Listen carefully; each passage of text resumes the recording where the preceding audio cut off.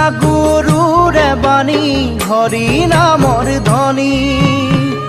ভক্তি ৰসে বুৱাই দিলে অমৃতৰ নদী